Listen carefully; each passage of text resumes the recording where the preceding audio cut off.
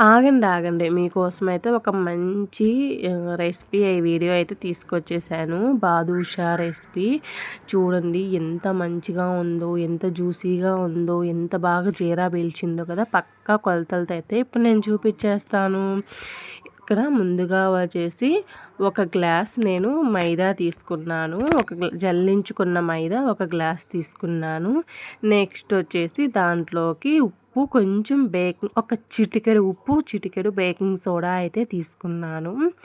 Next వచ్చేసి దాంట్లోకి పెరుగు అయితే తీసుకున్నాను. ఒక 3 స్పూన్స్ నేను ఇక్కడ పెరుగు అయితే తీసుకున్నాను. పెరుగు వేసుకోవడం వల్ల కొంచెం సాఫ్ట్గా బాగా జ్యూసీగా అయితే అవుతాయి. ఇంకా పెరుగు తర్వాత మంచి ఫ్లేవర్తో నెయ్యి అయితే తీసుకున్నాను. నేను దగ్గరగా వచ్చేసి హాఫ్ కప్ గ్లాస్ అయితే తీసుకున్నాను నెయ్యి. ఈ నెయ్యి వేయడం వల్ల మంచి ఫ్లేవర్తో మంచిగా క్రిస్పీగా అండ్ జ్యూసీగా అయితే అసలు చాలా బాగుంటాయి బాదుషాలు అయితే.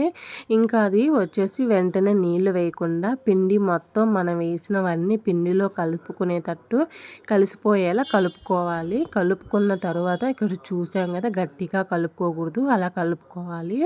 తర్వాత వచ్చేసి దాంట్లోకి సరిపడా వాటర్ అయితే వేసుకొని అలా ముద్దగా అయితే కలుపుకోవాలి. ఎక్కువ వేసేసుకొని గట్టిగా కలుపుకోకండి, అంటే ఎక్కువ ప్రెషర్ పెట్టి కలుపుకోకండి. అది పైన అలా కలుపుకోండి అంతే. చాలా మృదువుగా స్మూత్గా ఉండేలా కలుపుకోండి పిండి కలుపుకున్న తర్వాత ఇంకా మనం దాన్ని కనీసం ఒక హాఫ్ అన్ అవర్ అయినా అలా పక్కన పెట్టేయండి. పిండి మొత్తం కలుపుకున్న తరువాత నేను ఆ పిండి పైన ఇంకొక స్పూన్ అయితే నెయ్యి వేసాను. నెయ్యి వేసి అలా పైన అలా అంటించేసి ఇంకా పైన ఒక కప్పు మూత పెట్టేసి అలా ఒక హాఫ్ అన్ అవర్ అయితే పెట్టేశాను. చూడండి చేతికి అసలు అంటుకోవట్లేదు కదా. ఇంకా ముందుగా వచ్చేసి ఒక ప్యాన్ అయితే తీసుకున్నాను. ముందుగా స్టవ్ వెలిగించుకొని ఇంకా స్టవ్ మీద ఒక ప్యాన్ అయితే పెట్టుకున్నాను. బాండలు పెట్టేసుకొని దాంట్లోకి నేను సన్ఫ్లవర్ ఆయిల్ అయితే వేసుకున్నాను. మీరేం వేసుకుంటారో ఆయిల్ వేసుకొని, శనగ నూనె వద్దు, వేరుశనగ నూనె అయితే వద్దు, సన్ఫ్లవర్ ఆయిల్ అయితే వేసుకోండి. ఇంకా మనం ఇక్కడ చూపించిన పిండి కొంచెం ఉండలుగా చేసేసుకోవాలి. చూడండి ఎంత బాగుందో, ఎంత స్మూత్గా ఉందో కదా. మీకు ఈజీ ఇక్కడ తెలిసిపోద్ది, చేతికి కూడా అంటుకోవట్లేదు, అంత సాఫ్ట్గా ఉంది పిండి. ఇంకా అయితే కొంచెంగా అయితే ఉండలు చేసేసుకోవాలి. ఎంత బాగుందో పిండి, అసలు ఎంత లేయర్గా వచ్చిందోను పిండి అయితే. నెక్స్ట్ వచ్చేసి నేను చూపించిన పిండిని కొంచెం ఉండలుగా అయితే చేసుకోవాలి. కొంచెం ఉండలు చేసుకొని అలా కొంచెం ప్రెస్ చేసుకొని మధ్యలో ఒక హోల్ అయితే పెట్టుకోవాలి. నాకు దగ్గరగా వీడియో తీసేవాళ్ళు లేరు, అందుకే నేను అలా వీడియో తీసేసాను. ఇక్కడ చూడండి పిండి ఎంత బాగా వచ్చిందో, ఎంత లేయర్గా వచ్చిందోనో. మనం చేసుకునే పిండిని కనీసం ఒక హాఫ్ అన్ అవర్ అయినా కానీ అలా పక్కన వదిలేయండి, అప్పుడే మంచి సాఫ్ట్గా వస్తుంది. ముందుగా ఆయిల్ గోరువెచ్చగా ఉండేలా అయితే చూసుకోవాలి. స్టవ్ ఆఫ్ చేసుకొని అన్నీ వేసేసుకున్న తర్వాత మళ్ళీ లో ఫ్లేమ్లోనే పెట్టుకోవాలి. అలా లో ఫ్లేమ్లో పెట్టుకోవడం వల్ల పిండి లోపల కల్లా పచ్చిగా లేకుండా మంచిగా అయితే రోస్ట్ అవుతుంది. బాదుషా బాగా క్రిస్పీగా కూడా వస్తాయి. మనం హై ఫ్లేమ్లో పెట్టుకోవడం వల్ల బాగా రావు, లోపల పిండిగా ఉంటాయి. ఇంకా ఈ లోపలైతే అవి డీప్ ఫ్రై అయ్యే లోపలైతే నేను పాకం అయితే పట్టుకుంటున్నాను. ఒక గ్లాసు పిండికి వచ్చేసి నేను ఇక్కడ ఒక గ్లాస్ అయితే షుగర్ తీసుకున్నాను. అలాగే ఇంకొక గ్లాస్ అయితే వాటర్ అయితే తీసుకున్నాను. మనకి పాకం వచ్చేసి కొబ్బరి నూనెలా జిగురుగా ఉంటుంది కదా, కొబ్బరి నూనె సేమ్ అలా పాకం అయితే పట్టుకోవాలి. చేతికి కొంచెం పాకం ముదిరితే మళ్ళీ షుగర్గా అయితే వచ్చేస్తుంది. జస్ట్ పాకం కరిగి కొబ్బరి నూనె ఎలా జిగురుగా ఉంటుందో ఆ పాకం ఉంచుకోవాలి అంతే. అంతకు మించిన ఎక్కువ పాకం ఉంచుకుంటే మన పాకం చెడిపోతే బాదుషాల్లో జ్యూసీగా రావు.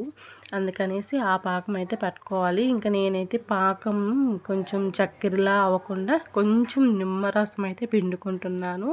నిమ్మరసం పిండడం వల్ల మనం పట్టిన పాకం అలానే ఉంటుంది, అందుకనేసి అయితే ఇలా పిండుకుంటున్నాను. నెక్స్ట్ వచ్చేసి దాంట్లోకి కొంచెం యాలకులు అయితే చల్లుకున్నాను.